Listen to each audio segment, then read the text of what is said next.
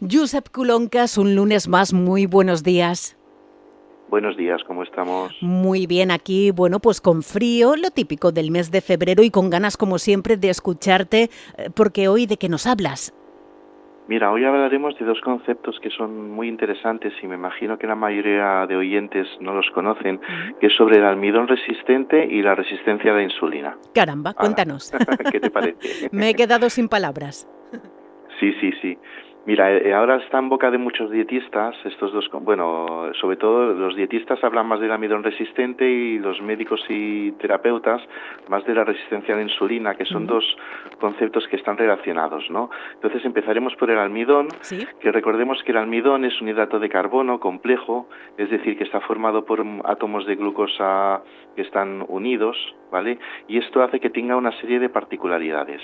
Entre ellas, que es una fuente de energía para el ser humano y otros animales, pero que es de absorción lenta. Y esto tiene una ventaja fundamental en muchos aspectos que ya hablaremos, ¿no? Muy bien. ¿Y dónde los encontramos principalmente? En los cereales integrales y sus derivados, como puede ser pasta, pan, en las patatas, en el arroz integral o en las legumbres.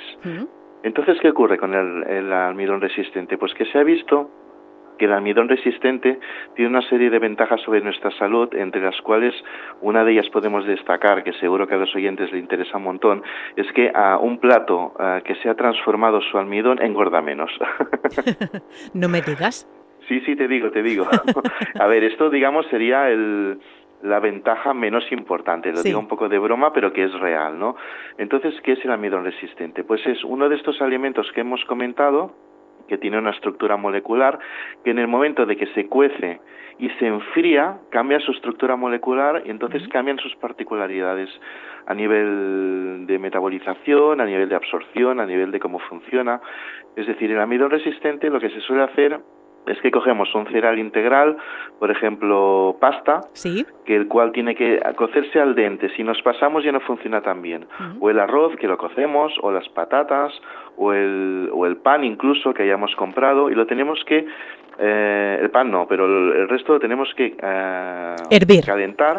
Hervir, por ejemplo, o al vapor o al horno, como queramos, y posteriormente lo tenemos que enfriar, dejar fuera del fuego y que se enfríe a temperatura normal y después ponerlo en el frigorífico durante unas 8-12 horas aproximadamente. En el caso del pan lo podemos congelar, ¿vale? Entonces, ¿qué ocurre? Lo que hemos comentado, su estructura molecular cambia y lo que hace es que una gran parte de su almidón se transforma en un tipo de fibra dietética que el cuerpo no es capaz de absorber. Es decir, una parte, vamos a poner un tanto por ciento X, que se absorbería, se transformaría en energía y si no se utiliza en grasa, se transforma en dieta que el cuerpo no es capaz de asimilar y pasa íntegro a lo que sería el intestino. ¿Y en qué ventajas tiene a ese nivel? Pues que esa dieta, esa fibra dietética especial es un alimento para la microbiota intestinal, es un prebiótico y ya sabemos todas las ventajas que tenemos a nivel de que tengamos nuestra microbiota en un buen estado, a nivel de digestiones, a nivel de inmunidad, etcétera, que hemos hablado en alguna ocasión.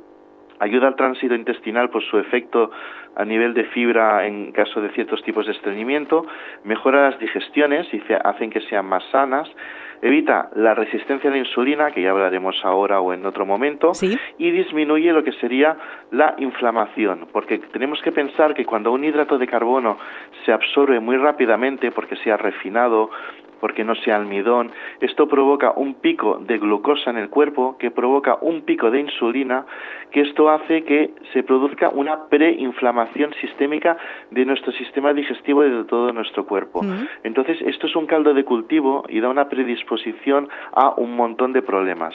Entonces, si lo hacemos de esta forma, no se produce este proceso proinflamatorio y nos ahorramos muchísimos problemas. Esta costumbre que muchos hacemos de hervir, por ejemplo, la pasta o el arroz y, bueno, lo sacamos del fuego y le pasamos un agua fría, ¿sirve o hay que reposarlo, dejarlo reposar esas 12 horas? Perdona. A ver, sí que sirve, pero para que tenga su efecto pleno a nivel de que se transforme en almidón resistente, me refiero, ¿eh? Sí. Hay que enfriarlo más. Vale. Tiene que ser un frío de unos 4 grados aproximadamente, por lo que necesita un tiempo en el frigorífico que, como hemos comentado, son de aproximadamente unas 8 o 12 horas, o en el caso del pan, por ejemplo, congelarlo y descongelarlo tranquilamente.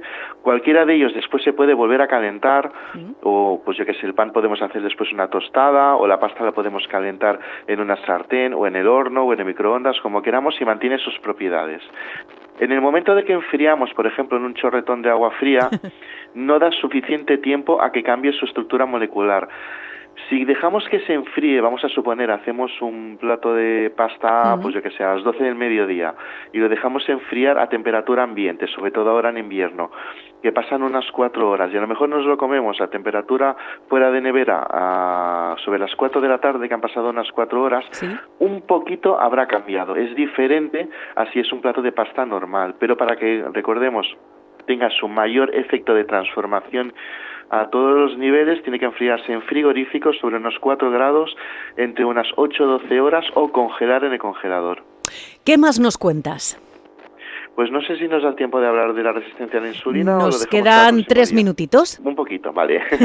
Venga, la resistencia a la insulina, que está relacionado con lo que hemos hablado anteriormente, es que tenemos que pensar que las células que se vuelven resistentes a la insulina son menos sensibles a dicha insulina, y esto provoca lo que se llama una sobrecarga de páncreas. ¿Qué es la insulina? Pues es una hormona que produce el páncreas, que regula los niveles de azúcar en sangre. Es como una llave cerradura que permite que esa glucosa entre dentro de las células de una forma más fácil y que sea metabolizada por las mitocondrias y sea transformado en energía. ¿Sí? Si esto no ocurre de una forma efectiva, pues esa glucosa se circula por la sangre y da una serie de problemas en el tiempo. No es un problema puntual, sino eso tiene que ocurrir de una forma sistemática, crónica, en el tiempo, día a día, semana a semana, mes a mes.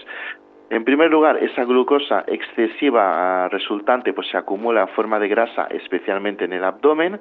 Esto con los meses y años puede dar una tendencia a la diabetes o una prediabetes.